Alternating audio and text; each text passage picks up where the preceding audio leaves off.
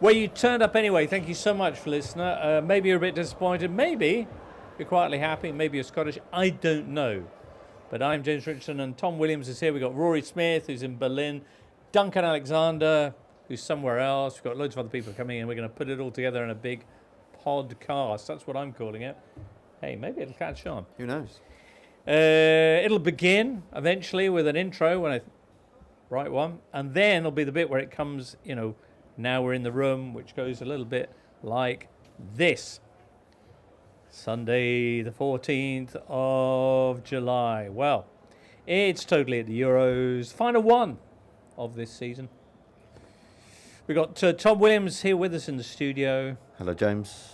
Kind of wrong use of the us there. Tom Williams here with me in the studio. Well, we're all here, aren't we? We are. Some of us physically, others less. Maybe. Others more spiritually. Yeah, some of them via the medium of the big screen up there. We got Duncan Alexander, who's raced back for the final. Hi, Duncan. Hello. And actually in the Olympia Stadion still, Rory Smith. Hey, Rory Smith. Hello, how are you doing? Pretty good. What's the scene there, Rory Smith?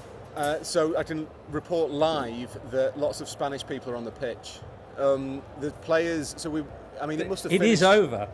It is over, I think. I don't know what they're hoping. Maybe they're hoping to play it again to get another victory. I don't know. But there's been lots of celebrations. There are children running around. There's lots of jollity. Right, kids running. I mean, it's typically Spanish, isn't it? They'll be having dinner next. We'll also be hearing very shortly from Baloo, he's there or thereabouts. Yeah, I've seen him in Berlin, yeah. And Daniel Story as well, and also somehow Tim Spears in Benidorm. And also then after all of that, later on, a smorgasbord of other contributors with their favourite bits of these Euros of this past month. That recorded, I should say, before tonight's game. A game which saw Spain beat England 2-1. Duncan, your reaction? Different to 3 years ago when I think everyone was frustrated and cross that England, played well for a few minutes and then sat back. I think the frustration that will come out of tonight's game is possibly the 5 or 10 minutes after they equalised, when I think they could have pressed on, and they did have Spain a little bit rattled. I think Ollie Watkins coming on really did stretch them a bit, but then they kind of ceded control. I don't know whether they were, aiming for another extra time and penalties outcome, but yeah, you could kind of feel the Spanish sucker punch coming, I think, and lo and behold, it did. Rory, could you feel it coming, or were you riding high on a crest of emotion after Cole Palmer's equaliser? No, I just texted someone to say that Mikel Oyarzabal was the least effective footballer I had ever seen play, which was admittedly at the time was an exaggeration. But I thought, like Duncan says, after the goal, it looked to me like England certainly had Spain rattled. The movement of Watkins, even the prospect of the movement of Watkins, I think, gave them a little bit of a fright. Palmer gave them a bit of energy. There was that desperation that you have when you're 15 minutes away from the end of a game and you're 1-0 down in a major final. I don't know whether England ceded control or whether the Spanish took it back. I think Spain were unsettled by England's determination, and there was a sort of 2-3 minute period where Saka kind of got the ball out wide on the right and drove at them, and the goal had been Marc Cucurella's fault, so you thought, okay, maybe they've found the weak spot, which was obvious all along. But Spain didn't panic. They did what they did against France in the semi-final. They just seemed to keep doing what they're doing, and gradually they played themselves back into a rhythm, so that by the time the goal came, I wouldn't say I was expecting it. I thought England would win at that point, but the game was much more evenly balanced than it had been like 10 minutes previously. Spanish team's gonna Spanish team, I guess. 23 finals in a row now between Euros and World Cup and European Championships. And Euro and World Cup and Champions Leagues, Europa Leagues, etc., etc. Yeah. Every time there's a Spanish side in the final, they win it. All right. Well, we'll have a proper breakdown of the game, what happened, who did what to whom, etc. But let's get a quick word now from a celebratory Paul Baloo there in Berlin. Paul, first of all, congratulations, Spain champions again. Yeah, thank you very much. I think this tournament had the Spain's name written all over. They've been the best team, just like another display where basically they've showed it. I think that they had all the tools just to become this sort of a team, because we are not just talking about like the main guns here, about Lamine Yamal, about Nico Williams, about Rodri. Spain basically has found this momentum where like unsung heroes came up to the scene. I'm talking about Mikel Oyarzabal tonight, but we've seen Mikel Merino, possibly Dani Olmo, who started the competition as a sub in the bench. All came up to become like big names in this new trophy for Spain that consolidates and just shows that they have a really bright generation for the future, of course. Indeed so. 7 wins out of 7, and the second half in the final against England, some of the finest football that they played at this tournament. Yeah, absolutely. There was also the feeling like inside the stadium that basically England were in the game because of Spain's fault, because they had the chance to kill this game before. I can remember like a chance from Dani Olmo, another one from Lamine Yamal that Pickford saved in a really good way. Basically Spain, I think that in the second half, when it was one of the toughest moments of the tournament because they lost Rodri through injury, it was like a good question to see how they could react to that. But just seconds after this injury, we saw that Nico Williams scored the opener of the night, and Spain didn't lost their place on the game. They were always on top of it, and they came through with a deserved win. They had their chances to get a second earlier on. England, though, in the 90th minute, had that extraordinary triple header. No, that was extraordinary, and I think that Dani Olmo's clearance here will go down as just another memory in like Spain's football history. You could see like from the stands how everyone in the bench was celebrating it. Rodri, who was injured, of course, was like jumping all over the place. No one could like contain themselves, and we can say that sometimes there are actions that have the same value as a goal, and I'm sure that this clearance from Dani Olmo will go down as one of those moments. A lot of nations will be looking at Spain with trepidation now. Memories of 2008 when that Euro triumph sparked off a run of consecutive wins. Is this team capable of a similar dominance of the next few years?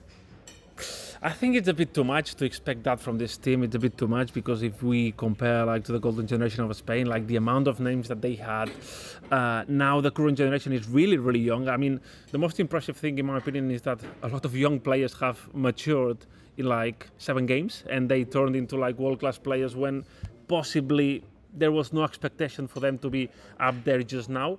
I wouldn't put that pressure to them. I don't think that we have the collection of names that this 2008 generation had in there, but it's time for them to prove me wrong. I think that there's like a World Cup in 2 years to show to which extent this group of players can just develop and go to the next level.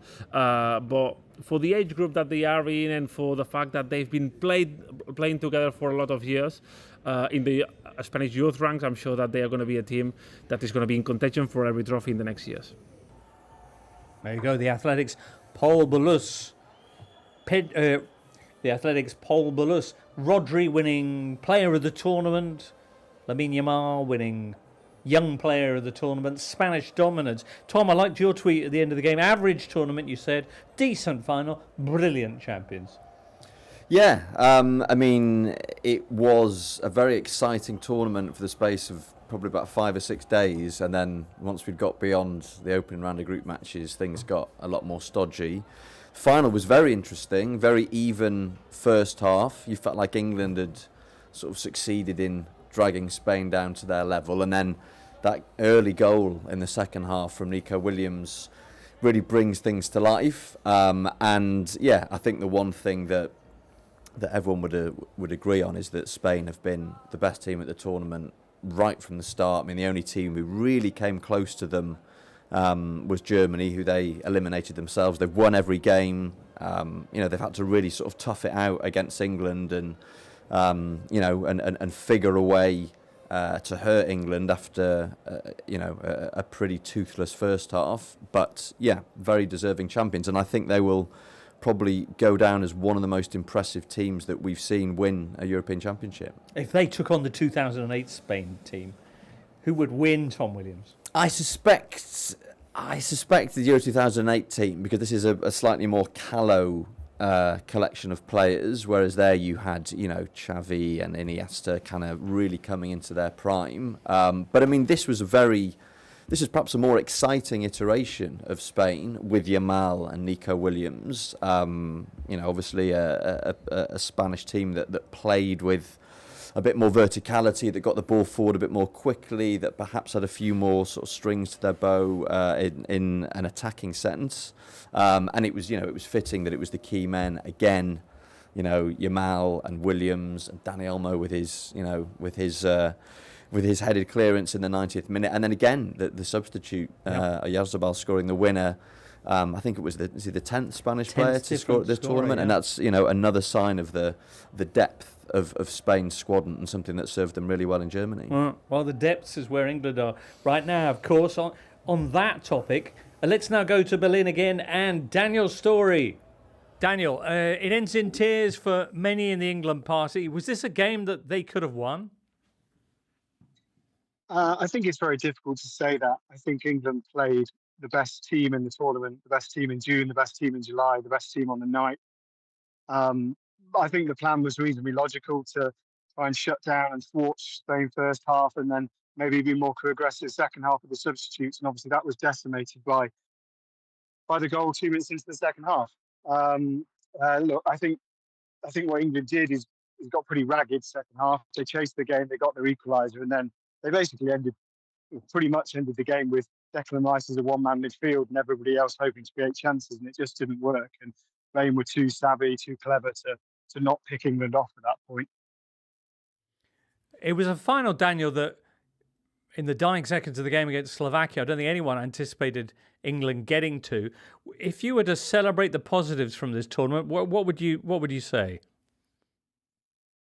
I mean, England showed literally unbelievable resilience for most of the tournament, partly because they needed to, because they weren't good for long spells, and partly because there is still now there is a kind of community spirit within the squad that made them believe that they could do it. And I don't think, my one plea in what I've just written is, and the conclusion to it is, if we've got one plea, even if it's the manager choosing to walk because he's weary, even if it's because players needing to change and the record goal scorer not looking at it in this tournament, please let's not do this whole thing again of root and branch reviews and, firing up the witch hunt machine. Let's take the positives out of this tournament. Let's take the positives out of reaching 2 finals in 3 years. If somebody else is going to take on this now, let's not throw the baby out with the bathwater, because there are very, very good things about this team. And the reality is we are now incredibly disappointed having not won a major tournament, which we were never in the reckoning for 90% plus of my lifetime. Daniel's story in Berlin. They were pretty special in that second half. The goals, the England's goal from Cole Palmer, the Yamal to Nico Williams opener for Spain, and the Oyarzabal, with that extraordinary series of passes that led to it. And just when you thought Kyle Walker was going to rob Cucurella, he puts in that astonishing assist for the Real Sociedad striker, what was the worst footballer in... No, not worst. Mikel Oyarzabal really reminds me of Dirk Kuyt. That's the only way I can express it. Yeah. All right. And it was a very Dirk Kuyt goal, actually. He took it very well. I think that second half, the first half was quite dour. The second half was genuinely enthralling. Like that was good quality television entertainment, I think. And I know what I think it was Duncan means about the midfield being slightly chaotic. But I think that's inevitable in that scenario. That obviously Southgate had to kind of throw on those creative players, and you kind of have to solve the problems. If you get to extra time, you solve the problem of the team being imbalanced. He's shown a lot of courage in this tournament, Southgate, to make those big decisions, and that's one of those things that's been thrown at him. I think what we've learned about England over the last month, and maybe Spain are the best sort of counterexample of this, is that for all the undoubted quality of players, and England I think had a better first 11 on paper than Spain, there's still something like a lack of identity, and that weird stat about the 23 finals in a row, that does suggest that the Spanish are doing something on some deeper level that other countries can't really counteract, that there's a familiarity with what everyone is meant to do, even under the highest pressure, that means that they can execute where others can't. All right. Duncan, you've got a weird stat, haven't you? A weird stat about Harry Kane. Yeah, via my old pals at Opta. Yeah, he's had one touch of the ball in the box across both Euros finals, which is not great. I mean, I think this was a final that it kind of went how people thought it might go in terms of result, but there were lots of things that confounded what people thought might happen, in the sense that, you know, Rodri went off at half time. A lot of people were like, oh, that's really going to help England, but arguably, well, Spain were clearly better in the second half. A lot of people sort of pointed out that, you know, Cucurella might be the weak link in the Spanish defence, yet he popped up with the assist for the winning goal, and it was that sort of game, really. I think the Kane thing, he just looked like he had for most of the tournament, just so lethargic. It felt like the quickest he moved all night was when he was running off to be replaced by Watkins, and he got booked in the first half. He had one blocked shot, which was decent, but yeah, it did feel like England played a lot of that game without a focal point up front, which allowed basically the Spanish midfield to get on top, which they did. So. I mean, yeah, as Duncan says, Kane was extremely underwhelming. Didn't look, you know, physically sharp. You know, looked slightly unfit even. And you know, it hasn't taken long for all the usual, slightly tired Kane never win any trophies memes to spread across the internet. The one thing that I would say in Kane's defence is that I think this England team really doesn't help to get the best out of him, in that when he's played his best football with England in the past, it's because he's had players running onto his through balls, players like Marcus Rashford, Raheem Sterling. We know why those players weren't picked, because they were out of form, but almost every single player in that England forward line, including Harry Kane, just constantly wanted the ball into feet all the time, and there were players in the team like Ollie Watkins, like Anthony Gordon, who we saw bits of. But I think had Southgate perhaps decided he was going to build the team around Kane or Bellingham or Foden, rather than sort of trying to build a team around all three of them, we might have ended up with an iteration of this England team where you got the best out of Harry Kane. And I think that was probably as much of a contributory factor in his underwhelming displays as anything else. With all of that, England very nearly took it to extra time. We all thought they were taking it to extra time with that 90th minute chance, no? Yeah, I mean, you could argue the first header possibly should have gone, you know, further away from the keeper. I think the reaction header from Tony, it came so fast, he just, you know, getting on target was great, and yeah, Olmo making the clearance, and yeah, it was. You kind of knew that was England's chance, and the referee was very committed to blowing the final whistle on 94-0-0. So you know, you have to respect the neatness of that, if nothing else. Very French. I mean, you will get that with a French official. They will not add any seconds on. He is not going to work extra if he's not being paid for it. There you go. Rory, can I ask, who are you sharing your headphones with? Totally favourite. Natalie Shedra. Do you want to speak? She's better than me. Do you want to speak to Natalie? Natalie, Yes. what are you doing there? Is it because Brazil got knocked out of the Copa America? Oof. Do you want some salt to throw in that wound? We've all got wounds, dear. We've all got wounds. Oh, yeah? No. I did from quarterfinals onwards. So I was behind the goal where all the goals happened during the match. All right, so, fantastic. Yeah. Yes. Nice. Excellent. Has it been a good tournament, Natalie? It has been a good tournament, yes. Well, tonight's match was especially interesting and was very entertaining, especially from a Spain's perspective and what futures hold for Spain. But yeah, it's been an exciting tournament, and I think there's a lot to look forward to regarding England's future as well. So. Okay. Was that first Spanish goal like Carlos Alberto? Carlos Alberto? Yeah? Not really. No? Not so much. No. Oh, okay. No. All right then. Excellent. Well, while we've been yakking, somewhere out there in the post-final whistle night is Tim Spears. Tim, you'll recall, was dispatched to Benidorm, kind of front line of the Anglo-Spanish cultural divide, to chronicle how tonight's game played out there. from his apparent final resting place in a karaoke bar, he sent us this. I watched the first half in a delightful amphitheatre on the other side of town, the Spanish side of town, as someone just launched into ABBA, Take a Chance on Me in the background. Yeah, the nice part of town, basically, where there was 4,000 Spanish fans in the Julio Iglesias amphitheatre. And so, yeah, they'll all be celebrating on that side of town at the moment. I watched the first half there, and then I've come down here for the second half, where, to be honest, as expected, things took a slight turn for the worse at full time. Any Spaniard who sort of walks the gauntlet of the street has got a torrent of abuse. Someone spat at a cameraman I saw. There's a heavy police presence. There are drones up ahead keeping an eye on the English tourists. And yeah, there's been carnage here for most of the games leading up to the final. And yeah, no different tonight. It's quite a scene.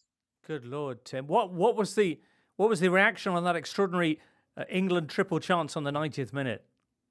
Oh yeah, well that's when the pint glasses started thrown in the air. Yeah, for all the craziness of this scene, there's an awful lot of disappointment and an awful lot of fans, and yeah, a lot of support for the team as the game went on, and nobody particularly sort of critical of the tactics or anything, and yeah, everybody just geared up for a party, but the party's on the other side of town tonight. But yeah, it's quite a scene. I'm just looking at the just outside the local strip club opposite the bar where I was watching the game. All the strippers were sat out on the stools watching the game, and yeah, lots of very unusual sights and sounds. It really is quite something, Jimbo. Tim, you went out there to understand something about what it would be like to be English in Spain for England-Spain. What have you learned? Wow, that's a great question. I mean, it doesn't feel like Spain, Jimbo. I mean, it's 33 degrees, so in that way it feels like Spain. But otherwise, yeah, I haven't learned a huge amount. I'm going to have to ponder that one. Tim Spears. All right, well, anything else we want to say about the final? We'll have a few recollections, perhaps. Let me do that again. Tim Spears. Actually, do we have other things we want to say about the final? We've got recollections coming up in a second, like any favourite moments, if you guys can hang on. I know if you, Rory, you need to get off or anything. Anything else about the final? I'll just throw it to you. Yeah, okay. Tim Spears. Duncan, before we move on to a few last thoughts on the tournament in general, any other impressions of this final? Well, I think it does mean that we are now going to reach 30 years of hurt since 30 years of hurt. So there's a nice cyclical 60 years of hurt. And you'd think England have got a chance at the World Cup in 2 years' time, but to Rory's point earlier, there does seem to be a sort of a barrier, maybe an invisible barrier to England in these sort of moments. You know, there's a sort of collective lack of belief, I think, sometimes. And yeah, I think the difference this time round, I know obviously what Tim said about Benidorm, and I'm sure there are lots of upset people tonight, but I think generally it felt like a bit of a free hit, this final. So I don't think the reaction is going to be quite as sort of upset as the Italy game.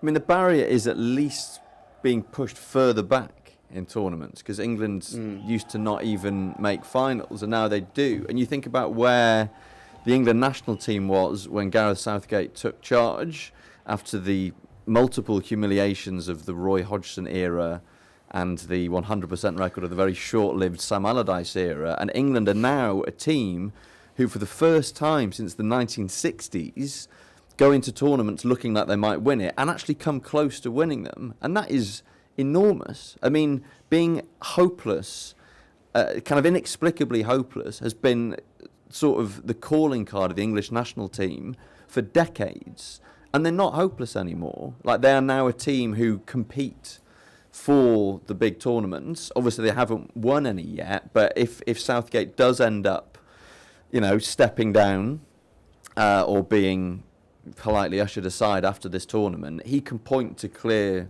progress in that respect, which is, you know, something. Absolutely. Rory? I was going to say, I think that's absolutely right, but and I'm pro Southgate and the causes of Southgate, but I think the issue with results football is it is dependent on results, and you wonder now whether things, to lose 2 finals, Tom's completely right. Like, that is not something England used to do. England did not used to get to finals.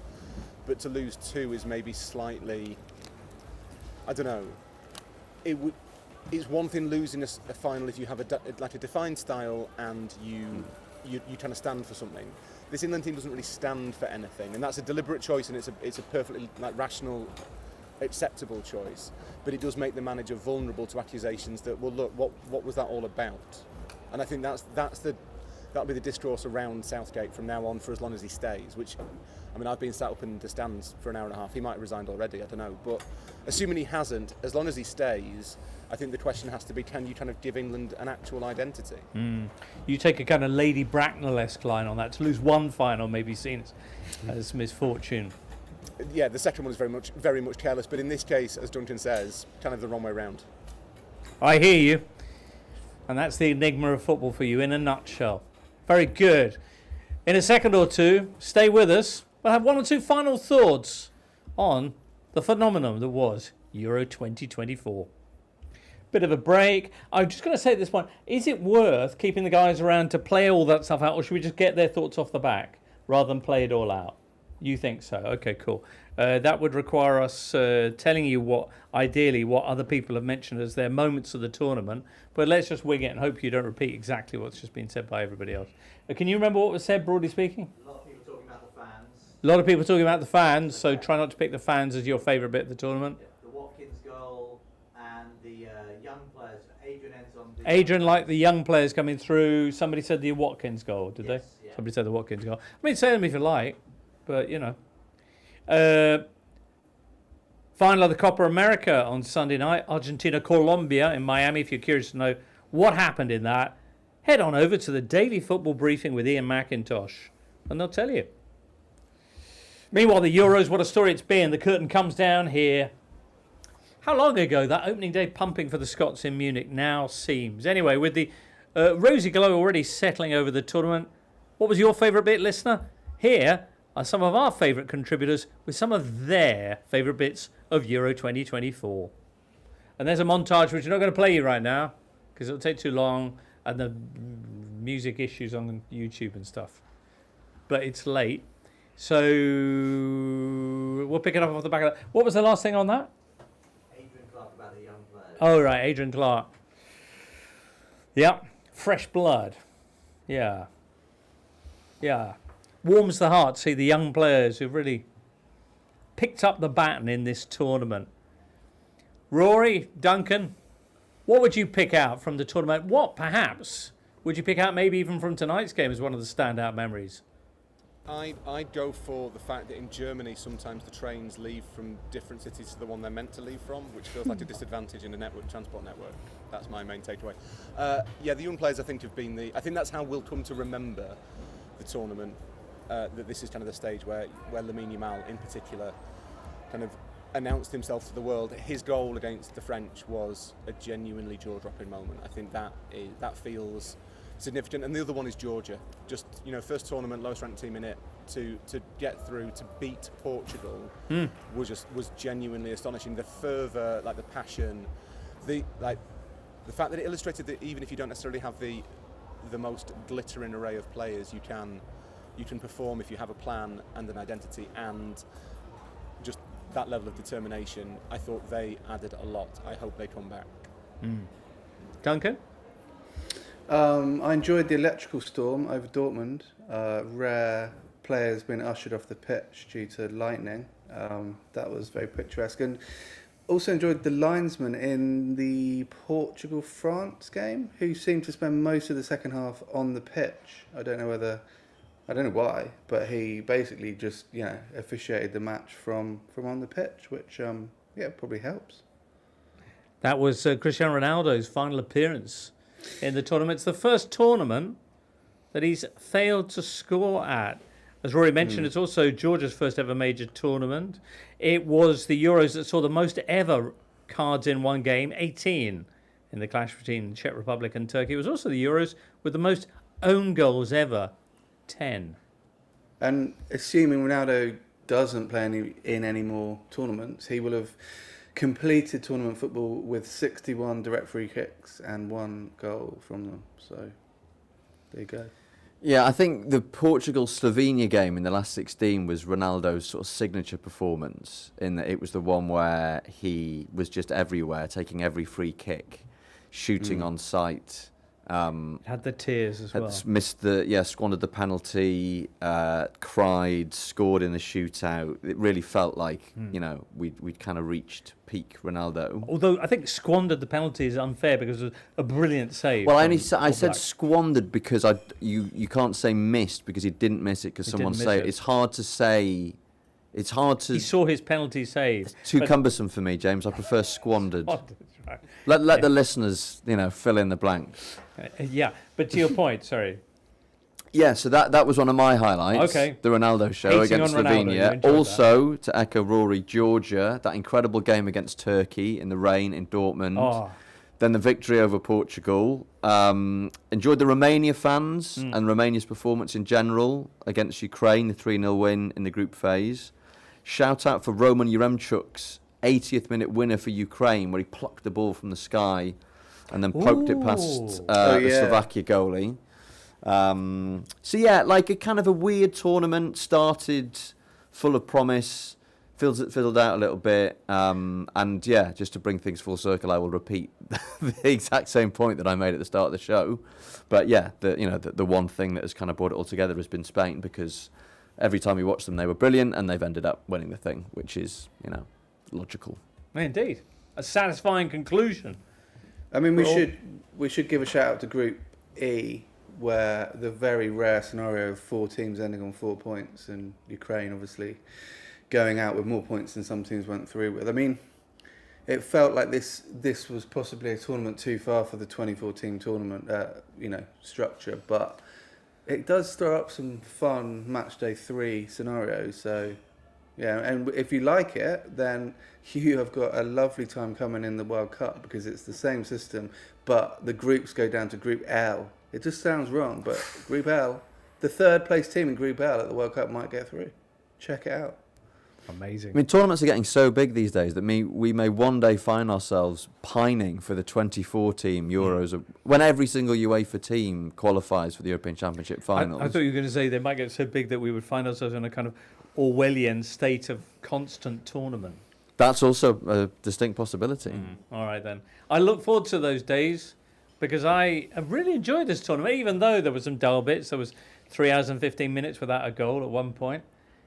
But, now that it's over... That involved France, I think, didn't it? There weren't much goals in France's matches. Yeah. I think it was a return to like a tournament after quite a few tournaments that felt strange and different. And I don't think, you can't always have tournaments just based in Germany or France. Or, I mean, I guess the next one's in the UK and Ireland. But yeah, it did. I think there was a real sort of happiness amongst fans. I mean, Rory will know from being out there, but it felt like everyone really, there was the slightly cringe but quite good food banter going on during the group stage, and it just felt like people kind of lent into this tournament in a way that maybe hasn't happened in more recent ones. Yeah, I think that bit of a tournament is really important. Those first couple of 10 days, maybe, when the small and the nations that aren't favourites are here, and their fans bring that sort of colour and fervour and passion. What this one lacked a bit for me was kind of the follow-up, when you want the football to suddenly become meaningful and dramatic, and it felt like the knockouts were a really slow burn. That was not a classic round of 16. The quarters were good. The semis were excellent, I thought, and then the final, in the end, was thrilling, dramatic, and probably the right team won. So maybe it's all about the friends we made along the way. Well, thank you for being our friend, Rory, and staying late for us at the Olympia Stadion tonight. Many thanks, Duncan, for joining us this evening as well. Tom Williams here in the studio, Liam and producer Charlie in the booth. You, listener, alongside the many other voices who've been present in today's show. Your voice wasn't present, of course, but you did the listening, which is in many ways the hardest job of all. That is totally at the Euros, back in the cupboard for another 4 years. A regular totally will be back next month. So I do hope you'll be joining us for that. For now, from all of us here, it's a very firm and final goodbye.